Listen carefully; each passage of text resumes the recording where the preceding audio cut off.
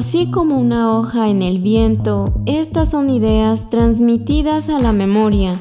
Bienvenidos a la hoja suelta de Libreta Negra MX. Ya estamos al aire.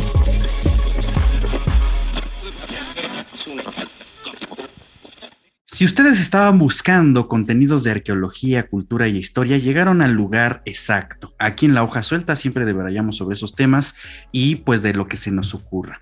En esta ocasión vamos a empezar a hablar de un tema pues fuera de México, porque nos interesa que pues que todo el mundo lo sepa. Les saludan sus anfitriones Wendy Osorio y Omar Espinosa. Vamos a iniciar con un ciclo de arqueologías del mundo, porque pues afuera y en todos lados hay arqueología y hay cosas que conocer muy, muy interesantes. Para eso tenemos la presencia, hicimos la invitación directamente de nuestra gran colega de Ecos Patrimoniales, la arqueóloga pública Natalie Ann de la Torre Salas. ¿Cómo estás, Natalie? Hola, estoy súper bien y súper contenta de finalmente hablar con ustedes, que hace tiempito que no los veía remotamente, pero es lindo ver sus caras. Sí, así es, porque también tenemos proyectos cada quien, pero somos seguidores y promotores uno del otro, ¿no? Entonces, pues bienvenida de nuevo aquí a este espacio de la hoja suelta, Nati. Muchas gracias para compartirnos esta forma de hacer arqueología que pues está en el contexto de otro país. Vamos a ver qué tan diferente es a lo que conocemos, a lo que sabemos, a lo que hemos escuchado, ¿no? Pero vamos a empezar con esta pregunta, que seguramente para quienes estudiamos arqueología siempre nos sigue y siempre ha cambiado a veces la idea que tenemos sobre qué es la arqueología. Pero ¿qué puedes decirnos tú, Nat? Bueno, me encanta que esa sea la pregunta con la que empezamos la conversación, especialmente porque como que lo damos por sentado, que ya sabemos que es arqueología. Para mí, a mí me gusta definirlo de una manera súper simple, nada complicada. Cuando alguien me pregunta qué es arqueología, yo simplemente digo, mira, es contar una historia del pasado a través de los objetos que fueron usados o dejados por personas en el pasado, hace mucho tiempo atrás. Me gusta pensarlo como contar historias. Contar historias, y muchas veces lo confundimos, ¿no?, con antropología e historia, porque es un poco eso, ¿no? Repetir o intentar recuperar, mejor dicho, algunas memorias del pasado, pero la arqueología como en particular con los objetos, ¿no? Contar como con ciertas evidencias, indicios y demás, y creo que eso lo hace muy interesante. Pero yo también coincido con esta parte de, pues realmente estamos contando historias. Sí. Claro, como tú bien dices. Perdón por interrumpirte. Sí, también estamos mirando a nuestra propia especie humana, sí, que vamos a ponerlo así, ¿no? Y nos estudiamos a nosotros mismos, entonces, a través de estos vestigios, ¿no? Intentamos como contar esas historias, pero también hay una parte en la que nuestros propios filtros, vamos a ponerle así, culturales, a veces nos hacen interpretar o contar historias de algún u otro modo, ¿no? Entonces ahí viene todo este halo de misterio que a veces tiene este trabajo, pero bueno, ¿qué más nos puedes decir, Nat? No, iba completamente decir que estaba de acuerdo con lo que ambos habían dicho, que sí, muchas veces las personas tienden a confundir la antropología de la historia, la arqueología, y no sé si les ha pasado, pero dicen, pero Natalie, ven acá, pero ¿cuál es la diferencia? Y es como que, mira, la historia utiliza documentos escritos y la arqueología utiliza cultura material, o sea, objetos. Así que son dos maneras distintas de ver historia o entender el pasado, pero ambas también pueden ser bastante problemáticas a veces, pero también las dos, si las sabes utilizar bien, son excelentes recursos o evidencias que podemos utilizar para mejor interpretar el pasado. Y si me lo preguntan a mí, realmente es más divertido trabajar con objetos. Porque bueno, leer los documentos, sí. O sea, sí, pero pues estarle buscando, ser detective, ¿no? Así como que tiene una cosita especial. Pero hay un punto donde se complementan bastante claro. bien, ¿no? Y es como muy enriquecedor y a veces necesario trabajar también con estas herramientas históricas, si las queremos llamar así, ¿no? Pero luego también nos confunden, no sé si confunden es una buena palabra, con los paleontólogos. Eso también es muy... Sí, sabía. Mira, si yo tuviera $1 por cada vez que alguien me dice, encontraste un dinosaurio, yo sería millonaria y no estaría trabajando en estos momentos. Y es más, cuando hago presentaciones, uno de los primeros slides en el PowerPoint es, no brego con dinosaurios, te pido disculpas si tú llegaste hoy a esta charla a pensar que iba a hablar de Jurassic Park, eso no es así, para eso vayan y hablen con un paleontólogo, nosotros somos arqueólogas. Sí. Aunque el giro argumental inesperado en este caso es que en México hay arqueólogos que efectivamente hacen paleontología. ¿En Pero serio? bueno, sí. De repente se da, ¿no? O sea, bueno, obviamente ya tienen la especialización por ambos lados, ¿no? Con las dos áreas, porque paleontología tiene que ver también mucho con biología y el desarrollo evolutivo de las especies y todas estas cosas, pero aquí en México de repente sí hay como esa combinación. Entonces no es tan raro, ¿no? En México al menos, que digan, sí, pues si sacaste huesos de dinosaurio, a veces sí,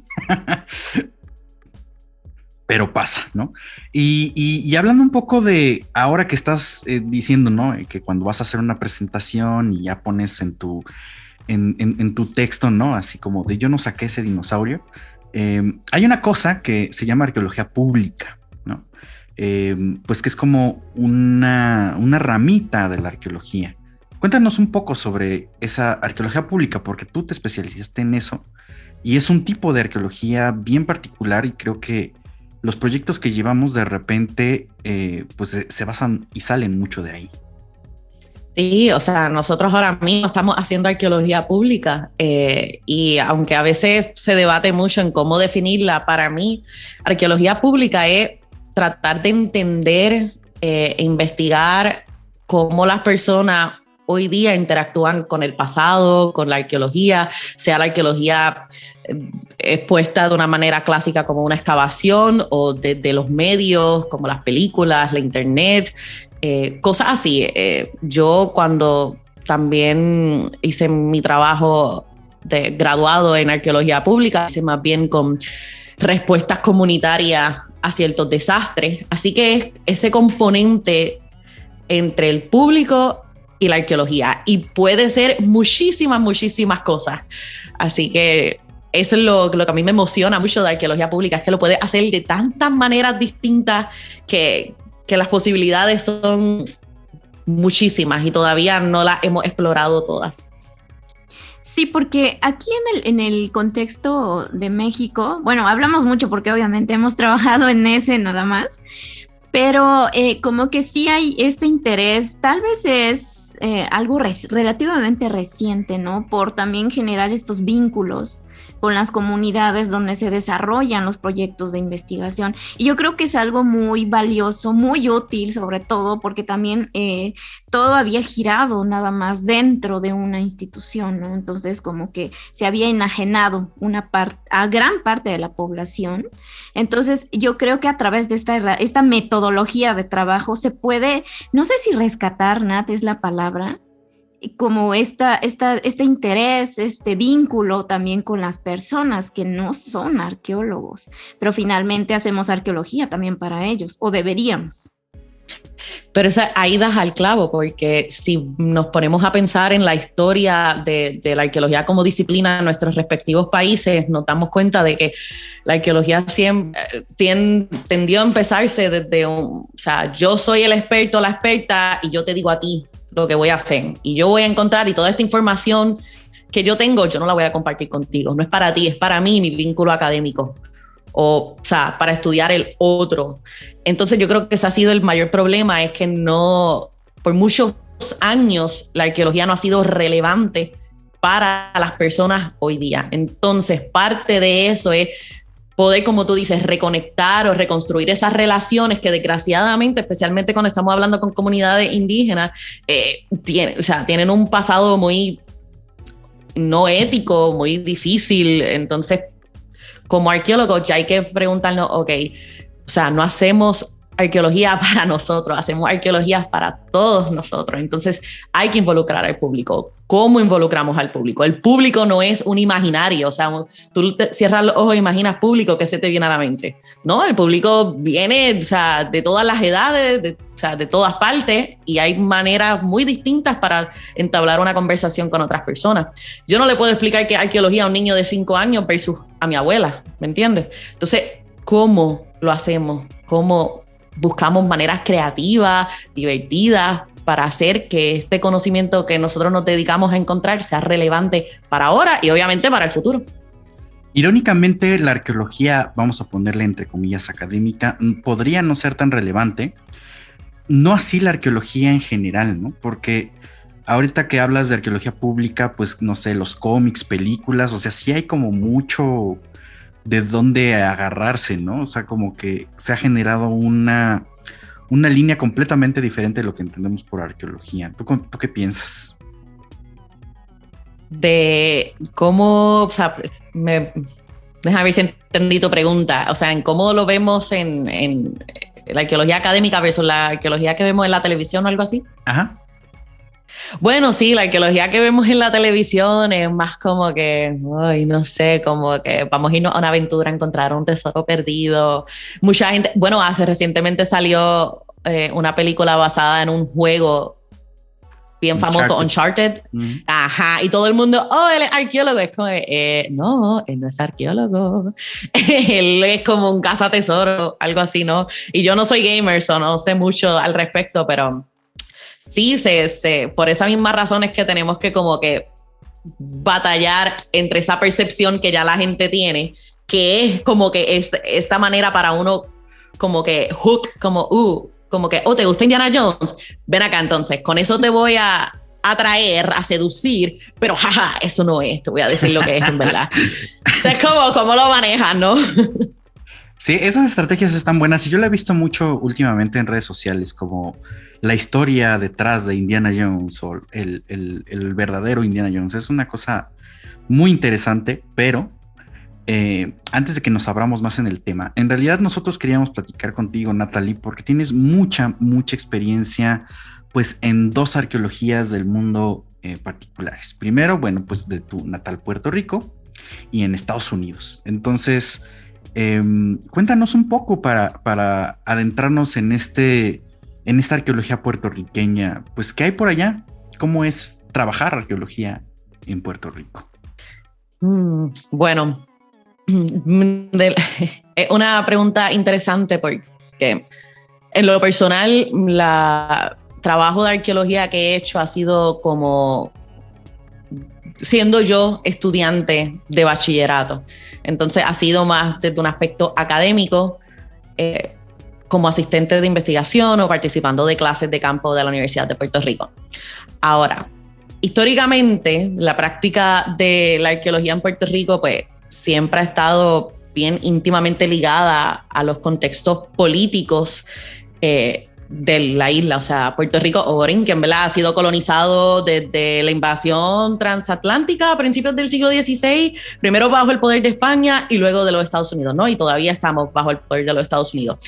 La manera principal en que se practica la arqueología es a través de la arqueología de contrato, que prácticamente está allí para cumplir con leyes estatales y federales. La mayoría del trabajo arqueológico en Puerto Rico estaba enfocado mayormente en ese periodo precolonial. Ya por lo menos ya recientemente se ha empezado a dar más gran énfasis a otros capítulos de la historia colonial de Puerto Rico desde una perspectiva arqueológica. Y esto ha sido, ¿verdad?, gracias a varios arqueólogos boricuas y otras personas que están tratando de reescribir la historia indígena puertorriqueña o están tratando de reescribir la historia colonial de Puerto Rico desde adentro, ¿verdad? Sobre todo aquellas personas que forman parte de movimientos indígenas modernos, que se han cuestionado mucho los preceptos de la historia antigua de Puerto Rico, ¿verdad? Poniendo especial atención a lo que recientemente se ha denominado ese mito de la extinción indígena que ocurrió poco después de la ocupación española en Puerto Rico. Así que, a ver, Puerto Rico, pues, yo creo que cuenta con el mayor número de arqueólogos con grados doctorales y tiene el único programa de posgrado en arqueología en las Antillas, que está en el Centro de Estudios Avanzados de Puerto Rico y el Caribe. Así que, no sé, dime, ¿tienes más preguntas? Porque puedo seguir por ahí, hablando. Sí, a ver, sobre la formación, o sea, entiendo que también tienen como este proceso en las universidades, entonces, o sea, sí hay como muchas opciones para quienes quieran estudiar arqueología en ese país. Pues fíjate, si quisieras estudiar arqueología, tienes que primero, o sea, la única manera para lograrlo es si estudias un bachillerato en antropología.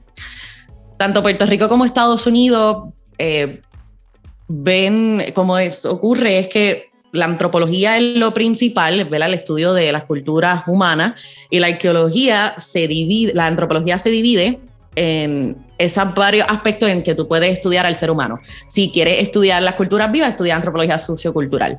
Si te interesa más la lingüística, pues estudias antropología lingüística. Si quieres estudiar el aspecto más biológico, pues tienes antropología biológica, forense.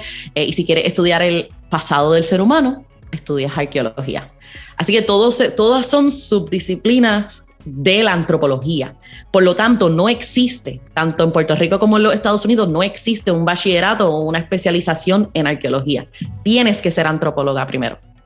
Solamente cuando haces tu maestría o tu doctorado es que ahí te vas especializando en arqueología. Así que ahora mismo solo hay la Universidad de Puerto Rico y creo que un campus de la Universidad Interamericana dan cursos o grados en antropología. Como dije, solo hay una maestría en arqueología en Puerto Rico y pues muchas de las personas tienden a viajar, mudarse a otros países para luego tener otro tipo de maestría o doctorado.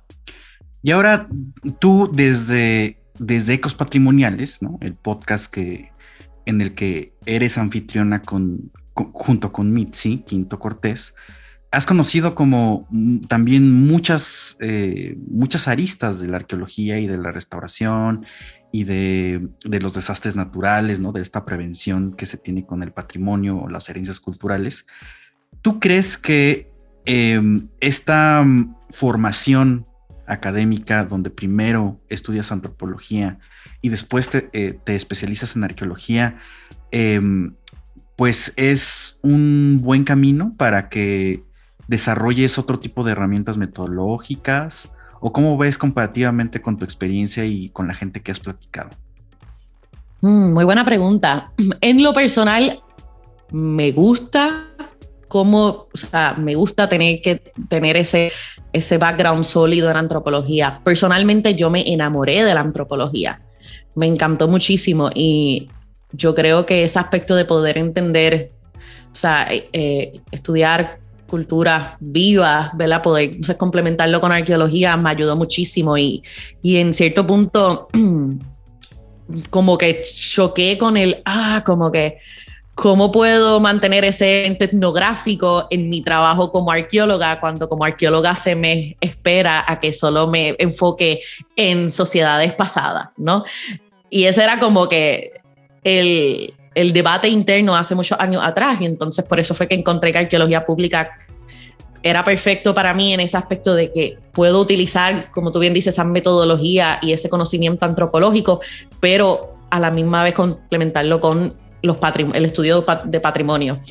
Y yo creo que lo brutal, ¿verdad?, de tener el podcast junto con Mitzi es que sí veo esas otras maneras en que se estudia arqueología y a veces pienso, diablo, increíble el conocimiento súper especializado que tienen todas estas otras personas. Pero para serte bien honesta, veo que muchas de las personas que terminan en arqueología no necesariamente empezaron como arqueología. Fueron moviéndose a lo largo de su vida, encontraron esa pasión y fue bien importante para esas personas primero haber tenido un background en alguna otra cosa, sea si fue ciencias ambientales, periodismo, teatro. Yo creo que lo complementa muy bien el tener otras disciplinas, no tan solo arqueología, cuando te estás desarrollando como profesional. Sí, totalmente de acuerdo, porque aquí sí es muy diferente el asunto, porque venimos de una formación, por ejemplo, desde la prepa o el bachiller, con algo que casi no está vinculado a lo antropológico, pero entramos directamente a la especialización, ¿no? Entonces, sí hace falta como mucha base antropológica en el caso de arqueología, yo insisto, pero también es como muy, o sea, es todo un mundo, o sea, realmente no se acaba y aquí tenemos como programas de licenciatura de 4 años, que no es suficiente ni siquiera para abarcar bien la teoría arqueológica, ¿no? Entonces, sí es como muy interesante ver todas estas diversas formas de formar a los arqueólogos, ¿no? Y además porque en realidad, como bien dices, Natalie, hay como ciertos puntos que pueden llegar a ser problemáticos. Tú ya lo tienes bien presente de que pues es un estudio integral. La arqueología mexicana, por ejemplo, de repente cae en pues vamos a decirle como un error o una perspectiva errónea, cuando solamente se interesa por las sociedades del pasado, ¿no? Esos vestigios que se quedan como muy materialmente identificados, y de repente como que deja todos los factores afuera y entonces tú lo ves, ¿no? Pues este gran mito de, pues desaparecieron esas sociedades, ¿no? Porque también pasa aquí en México, pasa así como, bueno, todas estas semanas ha estado una discusión por un megaproyecto de que si los mayas desaparecieron realmente. Y hay colectivos, ¿no?, de defensa de los territorios que hablan, pues no, a ver, o sea, desaparecieron quienes, nosotros aquí estamos.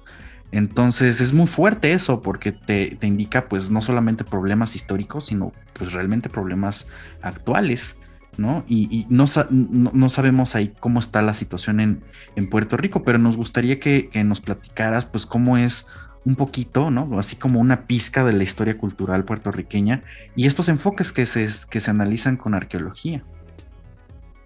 Claro, pues déjame ver, un poco de historia cultural de Puerto Rico. Pues Puerto Rico, pues normalmente yo también me refiero a Puerto Rico por su nombre indígena, Borinquen o Boriquén. Como saben, no sé si la audiencia está consciente, pero Puerto Rico es un archipiélago ubicado en el Caribe. Es un estado libre asociado, o sea, es un territorio de los Estados Unidos de América. Así que esto lo posiciona en una situación bien interesante y bien diferente, que es lo que muchos académicos le llaman como una colonia postcolonial. Puerto Rico se divide en 78 municipios, incluyendo las islas de Vieques y Culebra, por eso es un archipiélago. Y la situación colonial de Puerto Rico pues, ha tenido pues, efectos drásticos en la forma en que se ha instituido la arqueología en Puerto Rico. En la práctica, pues, muchas agencias ven los sitios arqueológicos como un problema, porque pues, se requieren muchos fondos adicionales para hacer excavación, para documentar, para hacer análisis de laboratorio y redacción de informes. Pero la arqueología que se practica en la isla se compone, puedo decir, un 90% de intervenciones, porque muchos sitios están en riesgo de ser impactados por proyectos de construcción. Por eso es que mayormente arqueología de contrato. Y pues por eso yo creo que la disciplina se ha visto algo afectada y condicionada por prácticas narrativas y definitivamente representaciones culturales que son todas de un carácter colonial. Déjame ver qué más te puedo decir. Pues la gestión de patrimonio en Puerto Rico es bien interesante también y depende tradicionalmente de 3 áreas, la administración pública, las organizaciones federales, o sea, del gobierno de los Estados Unidos, organizaciones privadas, la academia, todo eso. Los recursos arqueológicos y las propiedades históricas se consideran y protegen en esos 2 niveles legislativos, el gobierno del Estado Libre Asociado de Puerto Rico y el gobierno federal de los Estados Unidos. Así que, por lo tanto, se entiende como federal, estatal y local cuando hablamos de esa gestión patrimonial. Y pues tenemos varias leyes también que influyen en los recursos culturales de la isla. No sé si deba irme bien específica a cuestiones de las leyes, pero Tenemos lo que es el Instituto de Cultura Puertorriqueña, que era lo que decía como que, ustedes tienen el INA, yo tengo el ICP. El ICP es la institución del gobierno de Puerto Rico que prácticamente es responsable de establecer todas las políticas requeridas para la conservación de los recursos culturales. Así que es una institución política y formula esas políticas culturales que están completamente orientadas a establecer una identidad nacional. Y usualmente esa identidad nacional lo que quiere integrar es un famoso modelo de las 3 raíces, indígena, africano y español, que es bien controversial. Muchas veces ya hemos dicho, o sea, eso no es así, no es que nosotros no somos simplemente mezcla de esas 3 razas, pero eso es lo que pues sucede con este tipo de institución gubernamental, así que son cosas que pasan. Sí, como ese glorioso pasado indígena. Sí, en México también no escapamos de ese tipo de discurso. De hecho, últimamente se ha utilizado todavía más. Y pues sí, es un poco esto de las raíces que ya viene desde los finales del siglo XIX, principios del XX y bueno, de ahí en adelante, que es básicamente, bueno, aquí en México es, bueno, pues el mexicano es mestizo y es raíz indígena y raíz española, ¿no?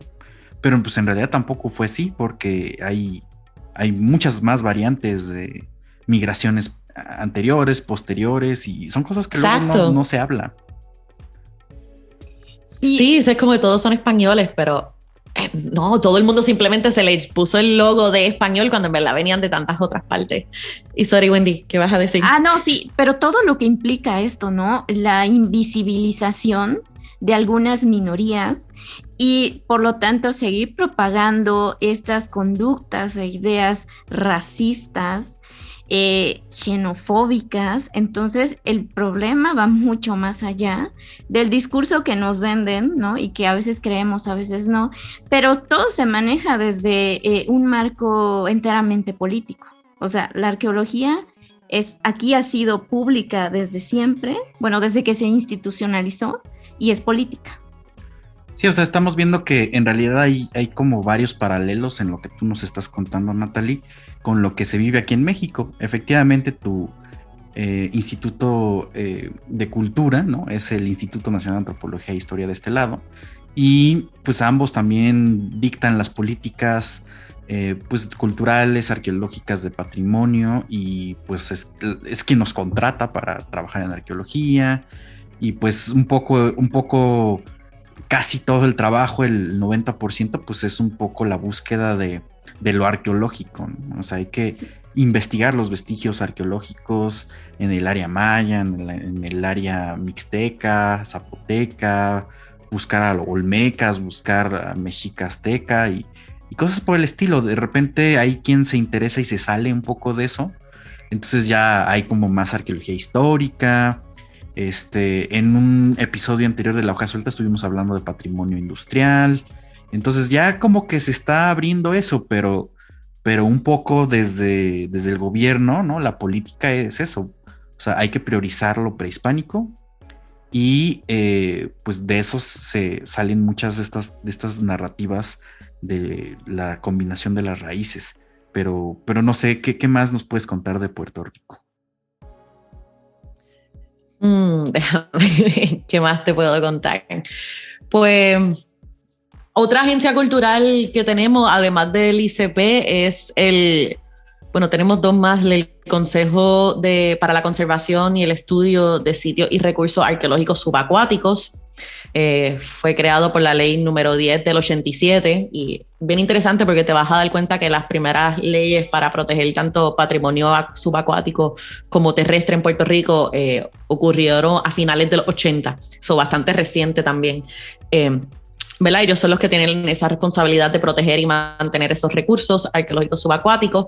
Y entonces la ley número 112 del 88, que se crea el Consejo para la Protección del Patrimonio Arqueológico Terrestre, que es un organismo completamente autónomo dentro del Instituto de Cultura, y entonces establece esa política pública para la protección del patrimonio arqueológico terrestre en Puerto Rico, y es la que regula entonces la arqueología por contrato, que repito, es la que mayormente se practica en Puerto Rico. Así que cuando estamos hablando de oportunidades laborales en la isla, mayormente vienen de esa índole, porque aunque pelas suelen haber de vez en cuando oportunidades en museos, con posiciones curatoriales o posiciones académicas, esas cada vez son menos y menos, puedo decir.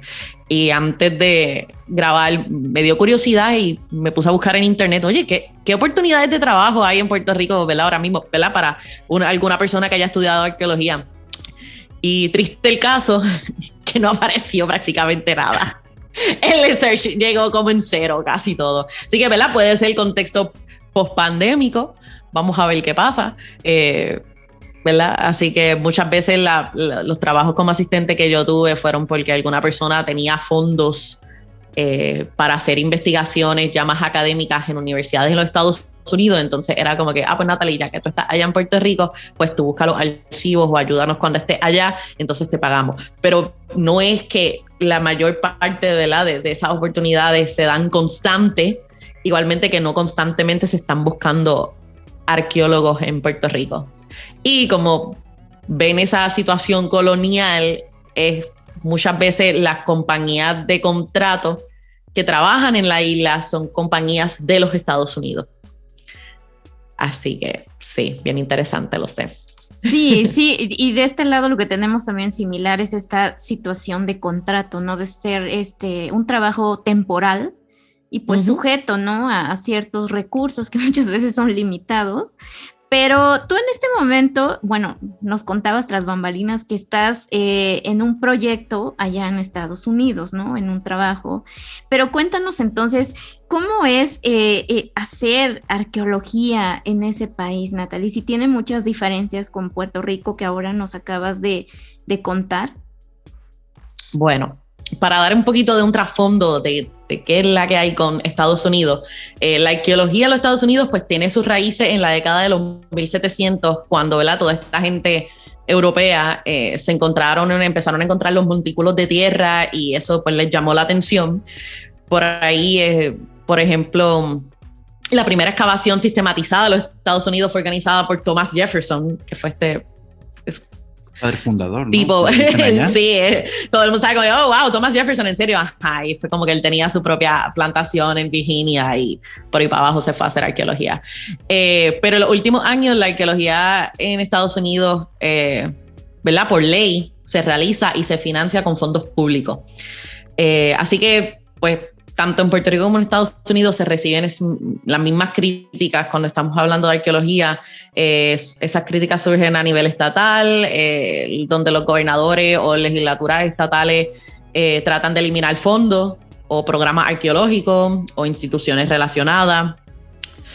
También amenazas a posiciones de trabajo dentro de arqueología o programas de arqueología, o fondos para museos o parques, pues también se ven amenazados a nivel federal, porque algunos miembros del Congreso de los Estados Unidos en algún momento han exhibido como que, no, que la arqueología es un mal gasto de fondos públicos.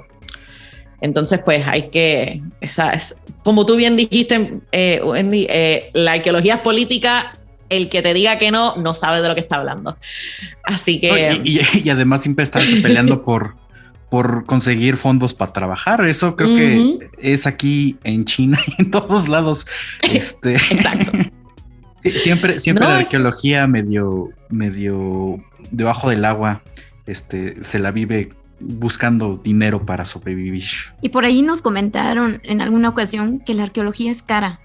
Ah, sí, también. Nadie nunca me ha dicho como que la arqueología es cara, pero es verdad, es cara. Sí. Salimos caros, sí, efectivamente. Salimos caros. High maintenance. Pues en Estados Unidos se conoce, nosotros, ¿verdad?, le llamamos arqueología de contrato, pero en Estados Unidos todos estos trabajos de arqueología se llaman Cultural Resource Management, manejo de recursos culturales.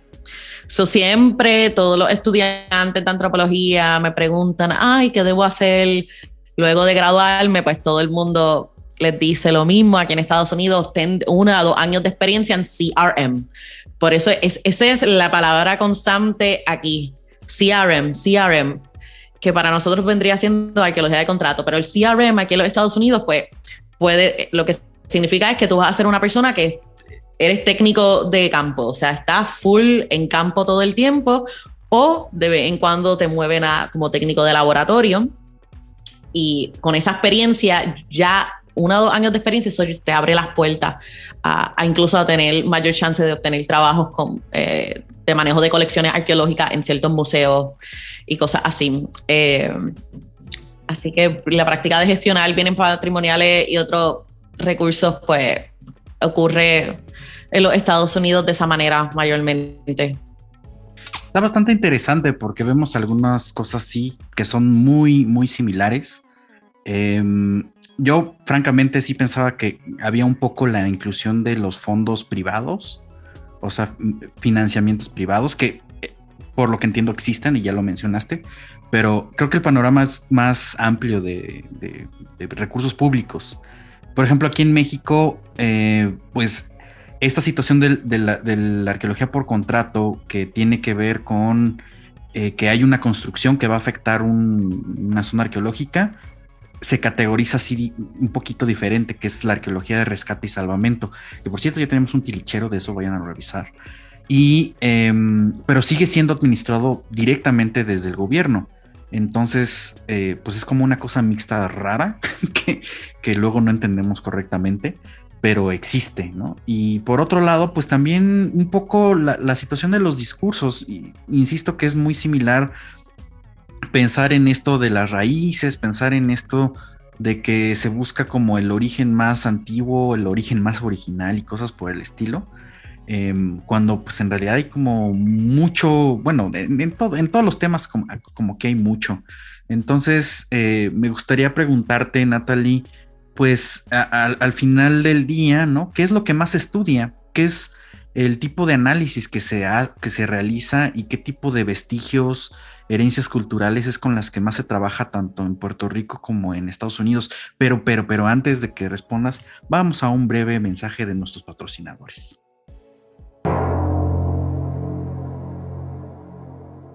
Libreta Negra MX es mantenida y traída para ti con un esfuerzo continuo de Wendy, Omar, Ivonne y Daniel, pero también necesitamos de ti. Para apoyar esta iniciativa de difusión y divulgación significativa, te pedimos que compartas este programa, dejes tus likes y recomiendes a Libreta Negra MX en todas las plataformas. Es gratis. Pero si nos quieres ayudar en esta cruzada divulgativa, aceptamos tus donaciones vía Ko-fi y PayPal. Con tu ayuda podemos mejorar nuestra producción y hasta pagar nuestro internet. Pasa la voz, Libreta Negra MX en YouTube, Spotify, iVoox, Apple Podcasts, Amazon Music, Twitter, Instagram y Facebook. Cultivamos memorias.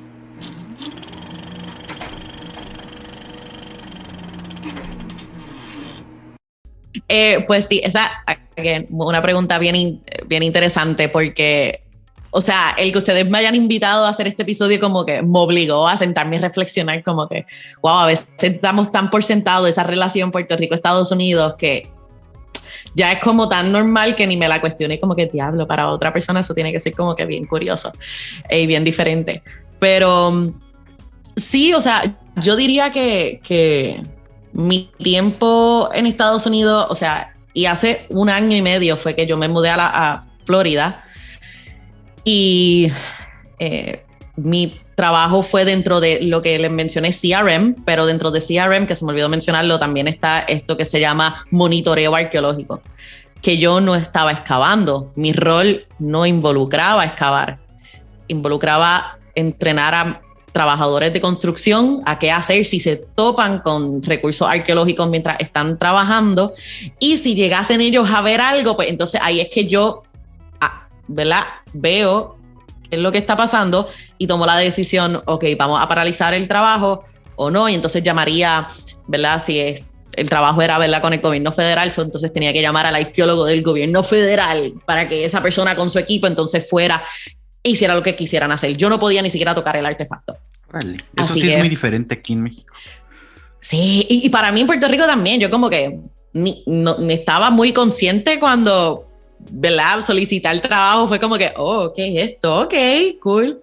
Y pues como en la Florida pues hay tanta, o sea, una población hispanoparlante y latina es tanta que necesitaban a una persona que hablara tanto inglés como español, y ahí eso fue lo que me abrió muchas oportunidades en Estados Unidos.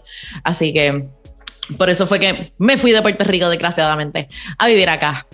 Y mayormente por lo que he visto, por lo menos aquí en Estados Unidos, mucha de la arqueología, pues volvemos, prehispánica, aunque también se trabaja arqueología histórica, pero a la que yo he estado expuesta mayormente, pues tienen que ver con esas poblaciones nativoamericanas. Estamos hablando de periodos paleoindios, arcaicos, si no son hace 12.000 años a 9.000 años atrás, hace 2.500 años. Si estamos hablando, ¿verdad?, en la región que yo estoy de los Estados Unidos, pues el grupo, la comunidad indígena que se topó cuando llegó Juan Ponce de León en 1513, pues fueron los Calusa. Pues arqueología de los Calusa es algo que por lo menos en esta parte de la Florida pues se habla mucho y se está tratando de todavía trabajar muchísimo. Pero vuelvo y repito, aspecto histórico, súper cosas muy interesantes están ocurriendo. En Puerto Rico, pues cuando estamos hablando de la historia de la arqueología de Puerto Rico, es lo mismo. Estamos hablando de periodos precoloniales, es lo que tuvo ese boom, especialmente cuando los arqueólogos que traían a Puerto Rico los traía el gobierno de los Estados Unidos para hacer ese, no sé cómo decirlo en español, ese survey. Mandaron a muchas personas a hacer esos análisis arqueológicos para muchos de los territorios nuevos que fueron adquiridos por Estados Unidos. Pues vamos a conocer más de esta gente que ahora ese territorio es mío. Así que vamos a tratar de conocer más de ese pasado de estos grupos, de estos países. Pero igualmente, aunque se también trabaja mucho arqueología histórica, arqueología urbana ahora, que es súper fascinante. Y algo que también me gusta mucho de la arqueología de Puerto Rico es que, aunque sí se llegó a trabajar demasiado arqueología prehispánica, pero se continúa haciendo con mucho ímpetu porque se está tratando de reescribir esa historia indígena de Puerto Rico. Porque hay muchas cosas que no se hicieron tan bien, o obviamente pues con más tecnología y mejores metodologías y teorías, estamos notando, ¿verdad?, que las cosas no eran como se pensaban que eran. Y es momento de entonces trabajar con eso para entonces poder reescribirlo de una manera que es más real a lo que, ¿verdad?, a esas interpretaciones que fueron hechas hace muchísimos años. Es que desgraciadamente hay que darle como un update y un refresh a la hora de enseñar la historia de Puerto Rico. Sí, claro, porque tiene mucho sesgo colonialista, androcentrista, ¿no? Y pues por supuesto de estos... esta visión muy europea. Aquí también nos hace falta mucho trabajar en ese aspecto, aunque el hecho de ser conscientes de que se requiere reconfigurar, yo creo que también representa como un cambio, ¿no? Pero bueno, ya hemos hablado aquí de los pormenores de formarse, de ejercer esta profesión, ¿no?, que tiene pues diferentes condiciones y está sujeto a las políticas de gestión cultural y patrimonial de los países. Pero Nat, en tu experiencia, en tu perspectiva, ¿qué nos hace falta para tal vez sí hacer una arqueología pública, pero también más social, que realmente esté vinculada a las comunidades, que tenga este impacto social, ¿no? Porque finalmente pues estamos dentro de las ciencias sociales, valga la redundancia, y las humanidades, ¿no? Entonces, ¿cómo mejorar esto? ¿Qué es lo que hace falta para que tal vez podamos evitar, ¿no?, estas condiciones laborales que son muy injustas, o evitar estar repitiendo estos discursos que tienen trascendencia negativa? Una pregunta muy wow, Wendy, wow. Bien deep. Y aquí como que, sí, la pregunta de las preguntas le llamo yo. No creo que tenga la respuesta a cómo hacer, ¿verdad?, que le hace falta a la arqueología de Puerto Rico para que todas las personas que tenemos esta pasión y este interés por proteger, conocer más nuestro pasado, ¿verdad?, puedan tener también calidad de vida, un salario digno y mejores oportunidades para nosotros y para nuestra familia. Es muy complicado, o sea, depende de muchas cosas. claramente, vuelvo y repito, nuestra posición colonial complica las cosas de una manera que ni siquiera estamos en la superficie no hemos tocado mucho en lo que hemos hablado, lo complicado que es, especialmente cuando Puerto Rico ahora mismo está pasando por unos momentos de austeridad bien fuertes. Entonces, económicamente, las cosas están feas. Lo que yo veo y me gustaría ver es más arqueología comunitaria, o sea, cómo empoderarnos de una manera local para poder genuinamente hacer una diferencia. Cuestiones como el cambio climático y la erosión costera que amenazan tanto nuestro patrimonio histórico en las costas de Puerto Rico es algo que también se tiene en común en la arqueología tanto de los Estados Unidos como en México y tantos otros países. Y poder trabajar para hacer comunidades más resilientes, algo que la arqueología estaría siendo utilizada como una herramienta crítica para algo que genuinamente nos está afectando a todos, seas tú arqueóloga o no seas arqueóloga. Y pues la realidad es que entonces hacen falta más personas con estudios graduados en Puerto Rico que continúen haciendo trabajo en Puerto Rico y que entonces logren hacer ese tipo de proyectos. Y para muchos de nosotros eso a veces implica irte de la isla, pero siempre buscando la manera de cualquier fondo o oportunidad que te encuentres en donde sea, en que la parte del mundo que estés, traerla de vuelta a Puerto Rico. Entonces, pues tengo colegas aquí en los Estados Unidos que, ¿verdad?, viajan varias veces al año para hacer proyectos en Puerto Rico, involucrar a comunidades. También tengo colegas en otras partes, no en Estados Unidos, en Europa, que vienen y hacen lo mismo y continúan tratando de, ¿verdad?, si conseguí fondos en Inglaterra, pues voy a traer esos fondos y voy a trabajar desde el contexto de Puerto Rico. Y es como manejar con lo que tú consigues y hacer lo mejor de la situación. Pues eso es quizá lo que quisiéramos todos, especialmente yo veo un cambio de un corte generacional importante que se está quedando como un poco fuera de las plataformas que ya existen, pero que tenemos una hiperespecialización en diferentes temáticas y que lo que pedimos es un poco eso, apertura, pues, por ejemplo, a integración de nuevas narrativas, a temáticas emergentes que además son bastante urgentes, como cambios climáticos, la afectación de condiciones sociales, a investigación arqueológica, al patrimonio, las herencias culturales, pues incluso los impactos, ¿no?, de los medios masivos dentro de la investigación.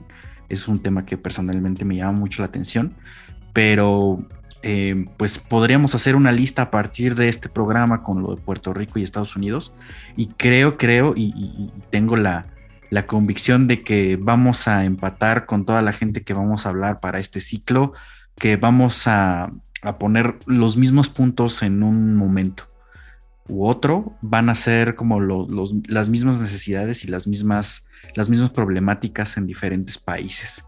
Y como latinoamericanos creo que es importante, como dirían allá, pues que pongamos sobre la mesa toda Latinoamérica unida, ¿no? Pues así es, Nat, y pues mira, cuánto tiempo, en muy poco tiempo hablamos mucho, pero sí faltó como tal vez profundizar en varias cosas que nos gustaría. Pero pues bueno, seguramente no será la última vez que te tendremos en este espacio, Nat. Pero bueno, compártenos tus redes donde podemos pues seguirte, los proyectos en donde andas y pues donde podemos preguntarte sobre estas cuestiones. Claro, yo estoy como que no puede ser que ya pasó una hora. O sea, como que Omar, Wendy, ¿qué? ¿En serio ya se acabó? No, el tiempo pasó volando. Y agradezco mucho la oportunidad de que se acordaron de mí para hacer esta serie, ¿verdad?, de arqueologías del mundo. Creo que es súper interesante, súper importante de que veamos cómo ha sido la historia de esta disciplina en distintos contextos y aprender, ¿verdad? Y hace mucho sentido entender cómo se practica la arqueología en muchas partes, nos puede ayudar a entender cómo mejor manejar y proteger nuestros recursos culturales e históricos. Así que, no, ¿verdad? Gracias por invitarme. Y bueno, si me quieren preguntar de todo un poco, lo pueden hacer claramente a través de las redes de Ecos Patrimoniales Podcast, que actualmente, ¿verdad?, Mitzi y yo tenemos la temporada de monumentos, antimonumentos y memoria, que diría yo que es un tema también de mucho interés para nosotros, las latinoamericanas y caribeñas. Y bueno, que es Ecos Patrimoniales Podcast en YouTube, en Spotify, en todas las plataformas, Instagram, Facebook, y también en mi plataforma personal también, si tienen preguntas, pues, en confianza. Después te lo digo porque hasta se me olvidó mi username, imagínate, me fui en blanco. Sí, bueno, sí. Ponemos por bueno, aquí abajo el personal también para que vayan y te encuentren. Sí, y no sé si hay, ¿verdad?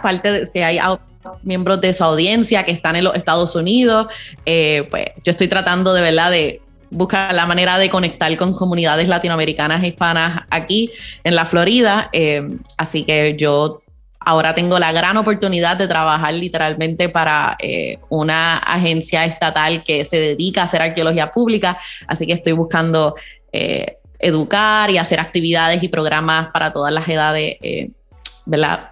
Especialmente estoy tratando de hacerlo en español, porque hace falta mucho de este contenido en español, especialmente para todas las personas que por alguna razón u otra tuvimos que mudarnos a los Estados Unidos para buscar otras oportunidades de vida. Así que también les puedo dejar el contacto de eso también. No, pues perfectísimo. La verdad es que sí lo vamos a agradecer y seguramente con el camino de las benditas redes sociales vamos a encontrar a alguien que reciba ese mensaje. Entonces, pues para eso sirve esto, ¿no? Digo, por esto lo hacemos. Y pues muchas gracias, Natalie. Ha sido un verdadero placer. Y ahorita que ya lo mencionas, pues realmente no vamos a dejar que esta sea la última vez que platicamos. Pues que nos expongas este caso y este nuevo proyecto que estás armando y que pues se encamina a una arqueología comunitaria mucho más abierta y pues tal cual pública. Pues no lo vamos a dejar y nos armamos otro podcast, como que no. Sí, seguimos construyendo comunidad. Entonces, pues también a nosotros síganos en todas las redes sociales, excepto TikTok. Todavía no incursionamos, pero no hay excusa para dejar de seguir a Libreta Negra MX. Suscríbanse al canal de YouTube y pues ahí compartan todos nuestros contenidos para que sigan adentrándose en este mundo de la arqueología, de la historia, de la cultura y de lo que se deje. Exactamente, pues muchas gracias, nos vemos la próxima semana con otro gran tema. Comparten, dejan like.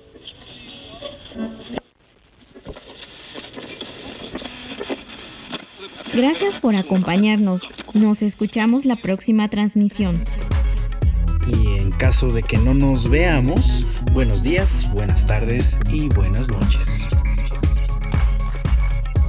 Cultivamos memorias al aire.